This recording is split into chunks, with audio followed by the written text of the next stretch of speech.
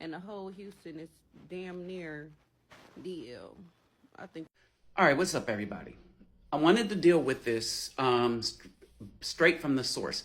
I started to make the video, and Mr. Elite covered this, but I want to bring out the information to this that's missing. All right. For one, these STIs are growing in particularly amongst the B-dub, but there's a reason for that.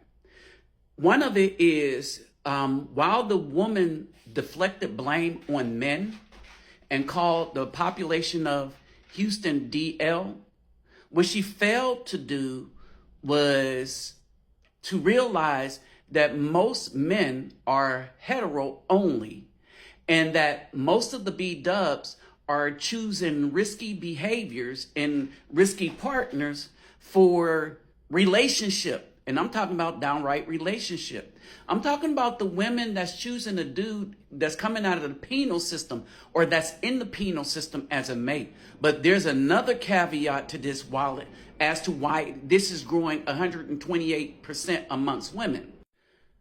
The reason why it's significantly happening amongst B-dub is the risky behaviors they're engaged in does not involve the majority of Afro men.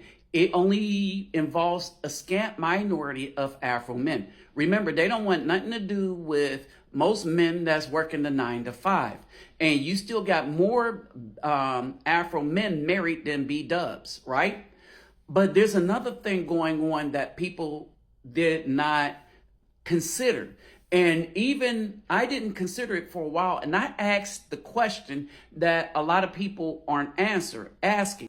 And the question is this: when you look at all the statistics and data, everyone was expecting things to grow, especially amongst the black male, but it did not. Things are in decline. Why? Because most black males are not in relationships with anyone. Not the B-dubs, since they're more approximate, but no one else. They just go to work and go back, go home, play the game, and this, that, and the other, and not bother with anyone at all, right? But it is the B-dubs that are choosing these risky behaviors, even when they get engage in the box activity, and it has come back to haunt them, right? And so this is why you see this growth here when you read this amongst them, and this is why they are the highest in every negative category when concerning this. I mean, they really bit into feminism to the nth degree, and the bros like have at it, right? If you look at the key points where it has higher incidence, right? It is the B-dub that have the sharp rise and SIF and all of this, right?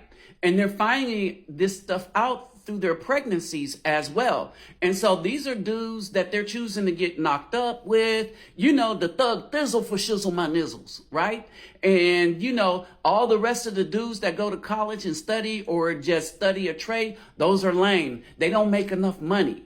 But the dude that don't have no money but come out of prison, oh, it's okay for him to hit the box. And he's wearing the box out, but it comes with the price. But he's not the only one, because that's only a minority of men. But that's not the fastest growing dating population in the BC, especially in Houston. The fastest growing population is female to female, especially within the B-dubs, right? And no one ever asked the question, can they give it to each other? They didn't even ask each other the question. This may also explain why their rates are increasing, while the black man's rates are decreasing. So at the end of the day, what's happening is the B-dub has blamed everyone but themselves. Everything that they march for is coming back to haunt them. Every betrayal to the good Afro man is coming back to haunt them. They participated in all this my body, my choice thing. And the risk to that is this: they didn't consider that they might be a risk to each other. They blamed everything on the BM, and they said that the good BM was not good enough for them or was no good, and they got with the thug and they took that risk. So they took a whole bunch of risk, and that's coming back to bite them, especially as they try to blame men. Until they hold themselves accountable and start checking each other, I don't see this spread stopping.